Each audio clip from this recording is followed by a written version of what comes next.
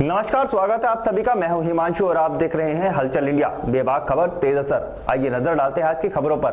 सहारनपुर के देवबंद थाना क्षेत्र के गांव गोपाली में गांव के लोगों ने ग्राम प्रधान फातिमा परवीन पत्नी मोहम्मद आकिल पर गांव के विकास कार्यों को लेकर गंभीर आरोप लगाए। गांव वालों का कहना है कि प्रधान ने बिना कुछ कराए ही सड़क निर्माण संबंधी कार्यों के बोर्ड लगवा दिए, जबकि सच्चाई यह है कि ना तो सड़कों पर कोई मिट्टी डाली गई और ना ही कोई निर्माण कार्य कराया गया और कार्य को गलत तरीके से दिखाकर पेमेंट लेने का आरोप लगाया गया है। गांव वालों ने बताया कि विकास कार्य के लगाए हुए पत्थर हमारे गांव में सीमा में ना होकर दूसरे जिले की सीमा में लगाए गए हैं, जो कि पूरी तरह से गलत हैं और ग्राम प्रधान द्वारा गलत तरीके से इन कार्यों के नाम पर भुगतान दिखाया गया है और ग्रामीणों ने इस सारे कार्य की जाँच करने की मांग करते हुए जिला अधिकारी से कार्रवाई की मांग की है।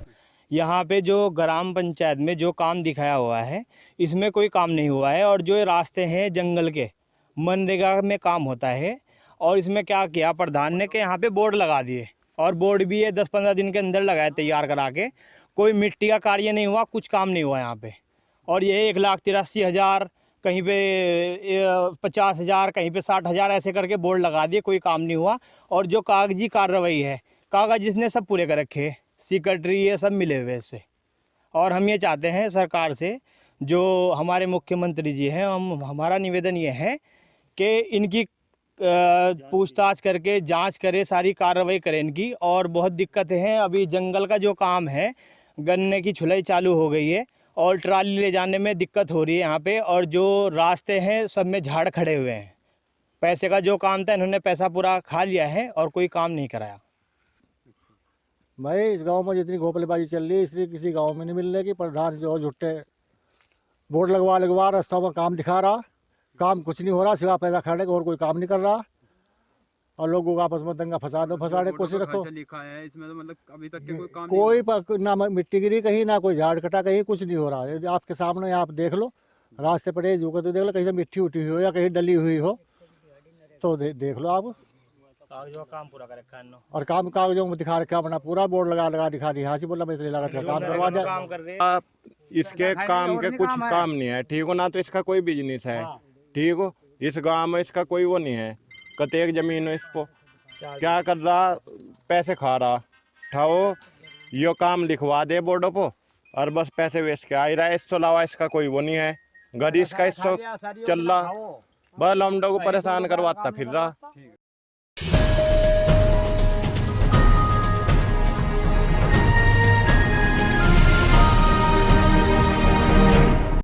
बागपत में प्रेम विवाह करने पर परिजनों ने जिंदा लड़की का श्राद्ध कर दिया। प्रेम विवाह से नाराज परिजनों ने जिंदा लड़की के फोटो पर फूल माला पहनाई और मरा समझकर उसकी श्राद्ध रस्म पूरी कर दी। श्राद्ध कर परिजनों ने लड़की को परिवार व समाज को कलंकित करने की सजा दी है। साथ ही उन्होंने किसी भी लड़की से माता पिता का दिल न दुखाने की अपील की। आरोप है कि लड़की ने अपने सगे मामा के लड़के के साथ घर से भागकर प्रेम विवाह कर लिया, जिससे परिजन नाराज हैं और उसी को लेकर आज श्राद्ध रस्म का आयोजन किया गया। वहीं लड़की ने कुछ दिन पहले शादी के बाद वीडियो वायरल किया था और घर से भागकर शादी करने की बात कबूली थी। दरअसल जिंदा लड़की का श्राद्ध बागपत के पड़ोस में किया गया है, जहां बीए 3rd ईयर की छात्रा अंशु कुमारी ने अपने मामा के लड़के अनिल के साथ घर से भागकर प्रेम विवाह कर लिया था। परिजनों का आरोप है कि लड़का और लड़की दोनों भाई बहन हैं, जो सनातन धर्म के हिसाब से शादी नहीं कर सकते, लेकिन इन दोनों ने समाज के रीति रिवाज को तोड़कर कोर्ट मैरिज किया है, जिससे परिजन आहत हैं और परिजनों ने लड़की को आज से मरा हुआ मान लिया। इसी को लेकर परिजनों ने आज उसका श्राद्ध किया, जिसमें परिवार और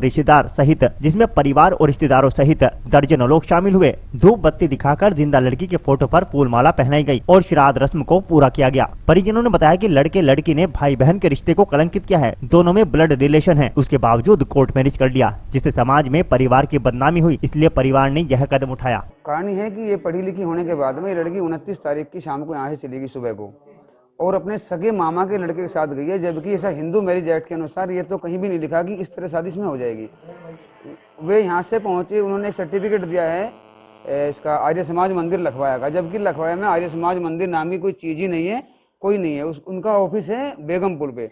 उसके बाद उन्होंने एक शपथ पत्र दिया था रजिस्ट्रीकरण में रजिस्ट्रार मेरठ के यहाँ पे, जिसमें उन्होंने दिखाया था कि हमारा कोई ब्लड का रिलेशन नहीं है, जबकि मैं खुद वहाँ गया था और ये शपथ पत्र की कॉपी निकलवाई, जिसमें उन्होंने इसमें लिखा है कि हमारा ब्लड का रिलेशन नहीं है, जबकि दोनों सगे मामा बुआ के लड़के हैं, बहन भाई हैं, जो हिंदू धर्म में कहीं भी नहीं है।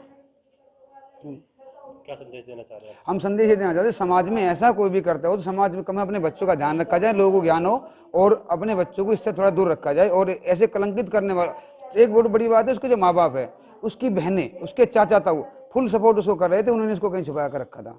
कितनी पढ़ी हुई थी लड़की? लड़की BA 3rd ईयर थी।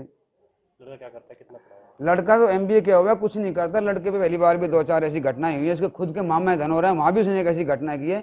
उसकी एक शादी तय हो गई थी गांव जगनपुर शामली से ही, उससे भी उसका कोई लिंक था, उसको भी उसने गलत सलत बुलाया, फिर वहां से भी शादी तोड़ी।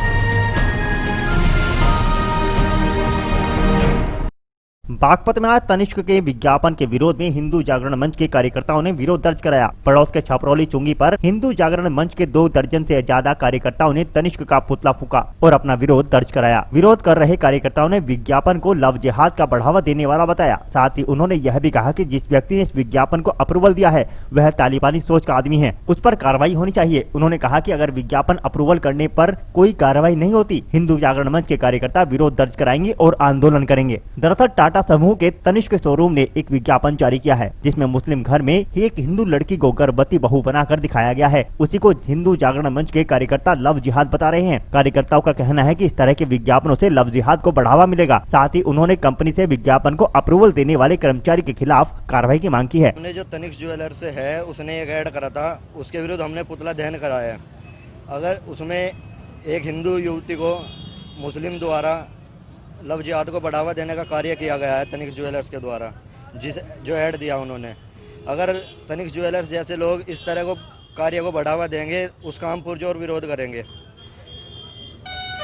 हिंदू जागरण मंच इसका पुरजोर विरोध करता है। अगर ये इस तरह का कार्य नहीं रुका तो हम धरना प्रदर्शन भी करेंगे और इसका पूर्ण तरीके से विरोध जताएंगे।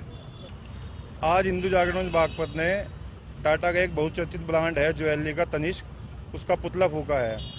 विगत अभी 3 दिन पहले तनिष्क जो ज्वेलरी का इनका एक ब्रांड है, उन्होंने एक त्यौहार का एक ऐड तैयार किया है जिसमें इन्होंने एक हिंदू महिला को एक मुस्लिम घर में ये दिखाया है गर्भवती, जिसका हिंदू जागरण मंच पुरजोर विरोध करता है।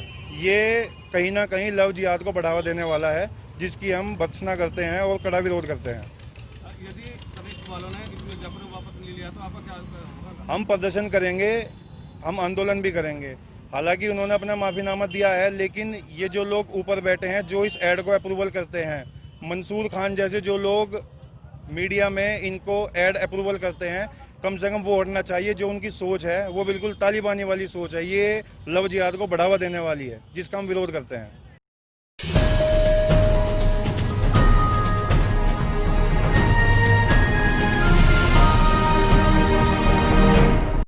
शामली के कैराना में विकलांग की भूमि पर अवैध कब्जा कर दबंगों ने जान से मारने की धमकी दी है। भयभीत परिवार ने उपजिलाधिकारी के नाम शिकायती पत्र में भू माफियाओं पर जान से मारने की धमकी देने का आरोप लगाते हुए गांव से पलायन करने का मन बना लिया है। क्षेत्र के गांव जहानपुरा निवासी नासिर पुत्र स्वर्गीय सुलेमान ने उपजिलाधिकारी कैराना उद्भव त्रिपाठी के नाम शिकायती पत्र में कहा कि वह एक विकलांग व्यक्ति है जिसके साथ उसकी विधवा माँ व गूंगा बहरा भाई तथा उसके मासूम बच्चे हैं, जिनका गुजर बसर विकलांग नासिर के कंधों पर है। शिकायती पत्र में कहा गया कि खाता संख्या 128 के गाटा संख्या 561, 562, 563, 564, 565, 566, 567, 568 व 569 स्थित है, जिसमें जबरदीन, सीधा, रुकम, हाजिम, आरिफ, कोसर, वैसर, मेसर सहित अन्य लोग खातेदार हैं। आरोप है कि उक्त व्यक्तियों ने उसकी भूमि पर अवैध तरीके से कब्जा कर रखा है। इस संबंध में एक वाद एसडीएम कैराना के न्यायालय में विचाराधीन है। विकलांग नासिर व उसकी वृद्ध मां का कहना है कि उपरोक्त व्यक्ति दबंग किस्म के व्यक्ति हैं, जो कार्रवाई करने पर जान से मारने की धमकी दे रहे हैं। रात्रि के समय उसके गरीब निर्धन परिवार के साथ कोई भी अनहोनी हो सकती है, जिससे भयभीत होकर वह लोग गाँव से पलायन करने को मजबूर है। प्रदेश में सत्ता परिवर्तन के बाद कुख्यात बदमाशों ने कैराना क्षेत्र से पलायन किया था और खौफ की वजह से पलायन करके लोग वापस कैराना व आसपास के क्षेत्रों में पुनः बस गए हैं। लेकिन आज भी क्षेत्र के गांव जहानपुरा से विकलांग परिवार का दर्द छलक रहा है और वह गुंडागर्दी के कारण गांव से पलायन करने को मजबूर हैं। विकलांग नासिर का कहना है कि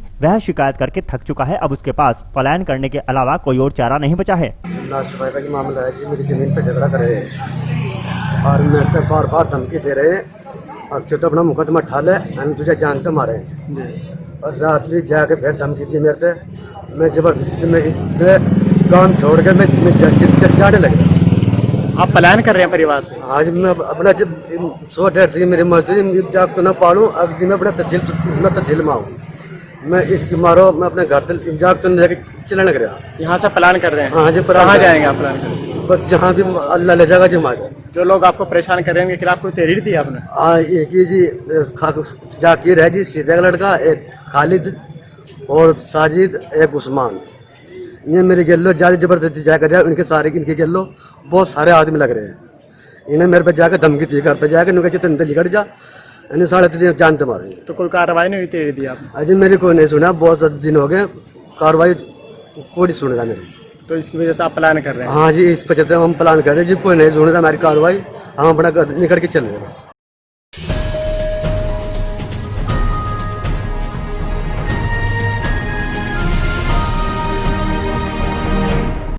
जनपद मुजफ्फरनगर के जिलाधिकारी कार्यालय पर पहुंचे ब्लॉक शाहपुर की नारी शक्ति स्वयं सहायता समूह की महिलाओं ने जिलाधिकारी सेल्वा कुमारी जे को ज्ञापन सौंपते हुए कहा कि स्कूलों में वितरित की जाने वाली स्वेटर जर्सी के सिलाई के लिए कार्य दिया जाए, जिससे कि समूह में कार्य करने वाली महिलाओं एवं उनके परिवार का पालन पोषण कर सके। उन्होंने कहा कि वे लगातार कार्य कर रहे हैं, लेकिन फिर भी उन्हें स्वेटर कार्य नहीं दिया जा रहा।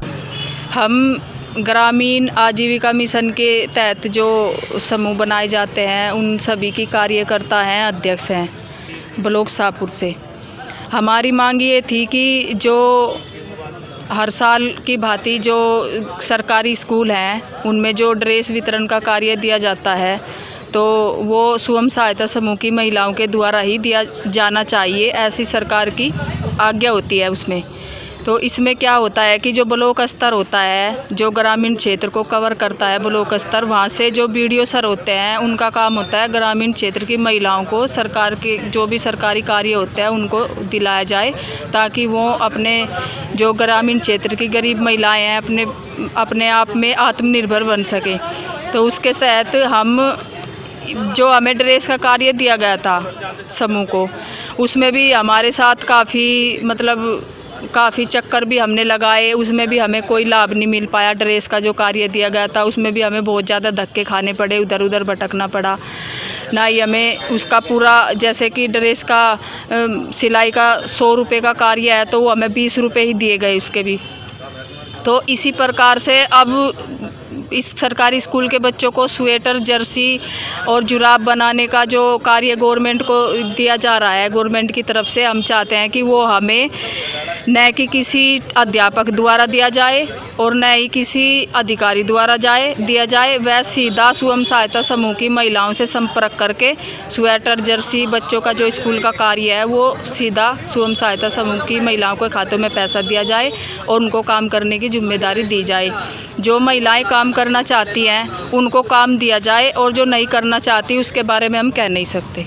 अच्छा, DM साहब से मिले हैं आप, तो DM साहब ने किस तरह? हम महिला DM से मिले, उन्होंने हमें विकास भवन जाकर जो PW जो अधिकारी हैं, जो विकास भवन के मुख्य अधिकारी है, उनसे मिलने के लिए कहा है कि उनके द्वारा तुम्हारा कार्य हो जाएगा।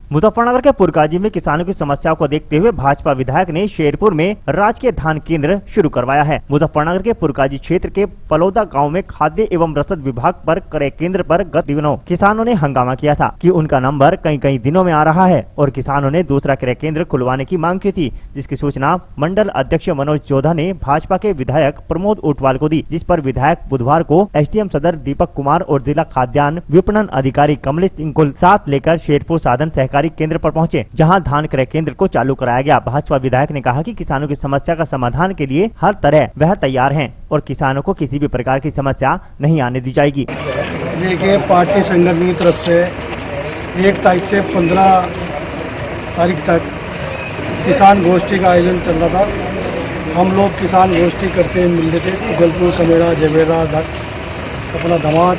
यहाँ पर किसानों ने अपनी परेशानी मुझे बताई कि धान केंद्र यहाँ पुरकाजी में जो खाद्य क्षेत्र में ज़्यादा धान होता है वहाँ से बड़ी दिक्कतें होती है, बहुत भीड़ रहती है, इसलिए मैंने विशेष समस्या ये थी क्रय केंद्र एक था हमारे यहाँ से और किसान जो हैं धान के ज़्यादा हैं, यहाँ पैदावार धान की खादर क्षेत्र में ज़्यादा होती है। फड़ौदा में एक सेंटर था, उसको बहुत ज़्यादा भीड़ होती थी। किसान जाते थे, शाम को नहीं तुले तो वापस लौट कर आना पड़ता था। लगभग 20 किलोमीटर ये सेंटर पड़ता।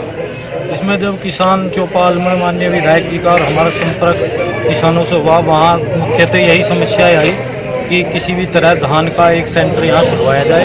तो उसमें माननीय विधायक जी ने मामले को संज्ञान लेते हुए, और हमने भी अपने लेटर पैड को माननीय विधायक जी को लिख कर दिया था कि यहाँ एक सेंटर खुलवाया जाए। तो उसको माननीय विधायक जी ने संज्ञान लेते हुए, किसानों की समस्याओं को संज्ञान लेते हुए माननीय विधायक जी ने ये सेंटर यहाँ पर खुलवाया।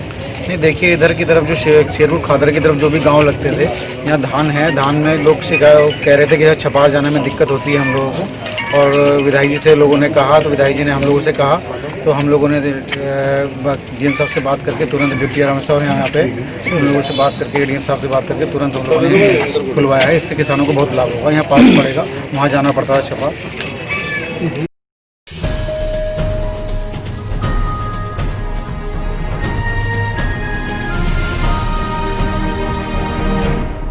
अमरोहा के हसनपुर में करोड़ों रुपए की लागत से बना रोडवेज बस स्टैंड डग्गामार बस अड्डा साबित हो चुका है, जहां रोडवेज बसों को रुकवाए जाने की मांग को लेकर प्रदर्शन किया गया। आपको बता दें कि नगर के रोडवेज बस स्टैंड पर युवाओं ने विरोध प्रदर्शन कर बस अड्डे पर रोडवेज नहीं रुकने और डग्गामार बसों के संचालन होने को लेकर विरोध प्रकट किया, जिसमें उनका कहना है कि जहां करोड़ों रुपए की लागत लगाकर शासन द्वारा रोडवेज बस स्टैंड बनवाया गया था, जिसमें रोडवेज बसों का संचालन पूर्व माह में हुआ था, लेकिन इस दौरान बिल्कुल बंद पड़ा हुआ है और जिसमें लगातार डग्गामार बसों का संचालन किया जा रहा है। उन्होंने रोडवेज बस अड्डे पर रोडवेज बसों के रुकने व संचालन कराए जाने की मांग की।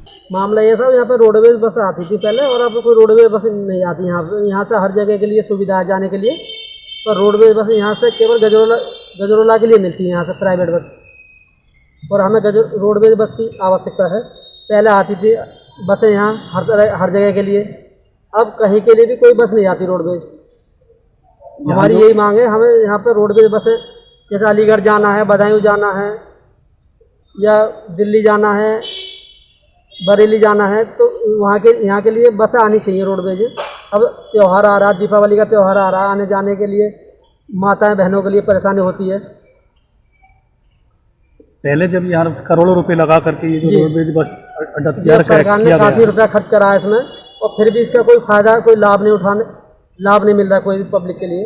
यहाँ प्राइवेट बसें खड़ी होती हैं, इनसे क्या दिक्कत है सामने? प्राइवेट बसों से तो हमें ये तो डग्गामारी बसें हैं सर।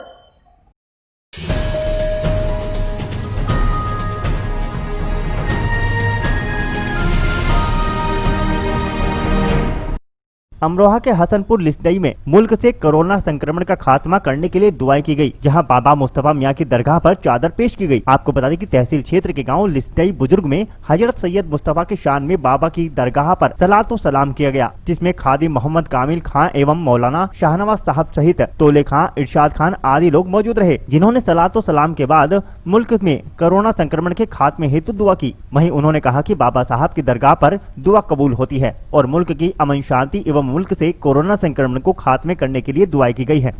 जैसा कि आपको मालूम है, अल्हम्दुलिल्लाह आज 25 सफ़र है और हुजूर सय्यदी सरकार आला हज़रत अलैहि रहमत व रिज़वान का उर्स मनाया गया और मुख्तलिफ़ जगहों पे मनाया गया और पूरे वर्ल्ड में मनाया जाता है अल्हम्दुलिल्लाह। और ये लिसड़े बुज़ुर्ग गाँव है, यहाँ पर सैयद मुस्तफ़ा मियां की दरगाह है और यहाँ मस्जिद में भी अल्हम्दुलिल्लाह एहतमाम किया गया विसाल कुल का, और यहाँ पर भी एहतमाम किया गया। और यहाँ मुख्तलिफ़ क़ुर्ब व जवाहर में हुज़ूर सय्यदी सरकार आला हज़रत अलैहि रहमत व रिज़वान का उर्स मनाया गया। अल्लाह रब्बुल इज़्ज़त हम सब को मसला के आला हज़रत पर कायम और दायम रखे और हुज़ूर सय्यदी सरकार आला हज़रत से अक़ीदत व महब्बत व मवद्दत रखे। और उनका एहसान बड़ा एहसान है और उनके अल्लाह रब्बुल इज़्ज़त ने सबब बनाया, चूँकि वो मुसब्बिबुल असबाब है, तो उसने हमें सबब बनाया। आला हज़रत की ज़ात हमारे लिए सबब बनी, बल्कि पूरी कौम मिल्लत के लिए सबब बनी के ईमान व अक़ीदे की सलामती का सबब बनी अल्हम्दुलिल्लाह।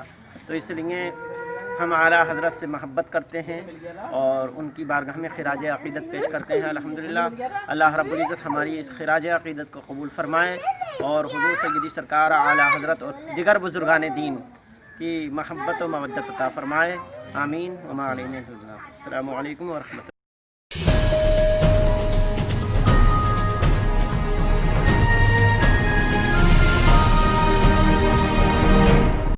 अमरोहा के 4 धान क्रय केंद्रों पर धान क्रय नहीं होने से मंडी में किसानों की जमकर नोकझोंक हुई। आपको बता दें कि जहां पर नगर की मंडी समिति में धान क्रय केंद्र बना हुआ है, तो वहीं तहसील में 4 और धान क्रय केंद्र शासन के निर्देश पर खोले गए थे, लेकिन चारों धान क्रय केंद्रों पर धान खरीद नहीं हो पा रही, जिसके चलते किसान नगर की नवीन मंडी में धान लेकर पहुंचे, जहां जगह नहीं होने के चलते मजबूरन किसानों को लौटाया जा रहा है। लेकिन नगर के तहसील क्षेत्र के गाँव दोराला, घरोट और गारापुर सहित चारों के केंद्रों पर धान की खरीद नहीं हो पा रही, जिसके चलते किसानों को भारी नुकसान का सामना करना पड़ रहा है। वहीं किसानों को मजबूरन औने पौने दामों में व्यापारी को धान बेचने पर मजबूर होना पड़ रहा है।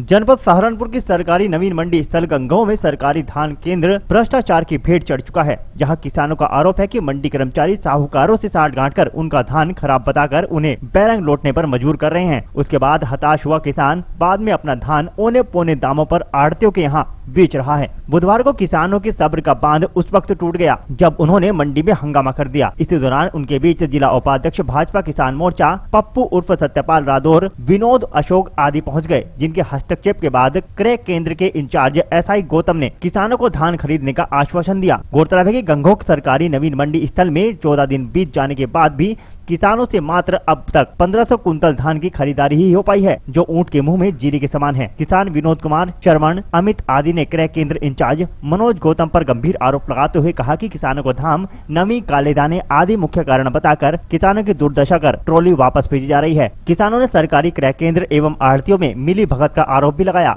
ये यहाँ पर तोल क्लर्क जो है जो किसानों को परेशान कर रहे, मॉइस्चर बता कर वापिस कर रहे, और कुल आज मेरे ख्याल में 13 दिन में इसे 470 क्विंटल कुल धान तोला, सबको वापस करा, जो बहुत कम है। और किसान यहाँ रेर जा रहे, परेशान हो मॉइस्चर मशीन भी सही नहीं है और इसकी मशीन भी गड़बड़ है। अच्छा, इसमें आपने फिलहाल के लिए इन्हें क्या बताया है और किसानों के लिए क्या? हमें कहा भाई किसानों को परेशान ना करो, यहाँ से कुड़वा लो, उसमें झरना लगवा लो, साफ करवा लो, पंखा किसान अपना पंखे से साफ कर देंगे, जो भी हो, लेकिन उन्हें वापस ना करो जो यहाँ आ गए, उसे परेशान ना करो। ज़्यादातर किसानों के पास 20 कुंटल वो धान लेकर होगा, किराए पर ले होगा, हट के फेर ले जाएगा, सुखा के फेर ले होगा, फिर किराया देगा। क्या आश्वासन दिया है? ये कहा कि सही करेंगे, आगे ध्यान रखेंगे, इन्हें कहा कि आगे हमें ऐसी गलती नहीं। ये है मेरा कि किसान भाइयों से अनुरोध है कि अपना धान सुखा के और साफ करके ही लाएं, ताकि उन्हें किसी समस्या का सामना न करना पड़े। और केंद्र पर लाने से पूर्व उचित यह होगा कि वह अपना सैंपल 1-1.5 किलो लेकर पहले उसमें चेक करा ले और अपने कागज, रजिस्ट्रेशन आदि परिपत्र पूरी तरह चेक करा ले, क्योंकि नाम मिसमैच होने से उनकी जो खाद्यान्न की जो धनराशि है उन्हें मिलने में विलम्ब होगा। अच्छा, जैसा ये बता रहे हैं सैंपल पहले लाते हैं जी जी, अगर नमी धान में है तो उसे आप सुखा कर लाएं, साफ करके लाएं, किसी किसान को समस्या नहीं होगी। किसान के पास ना जगह हो वो कहाँ जाएगा? उसे मंडी में फैलवाने की व्यवस्था करा दी जाएगी, उसे स्थान उपलब्ध करा दिया जाएगा सुखाने।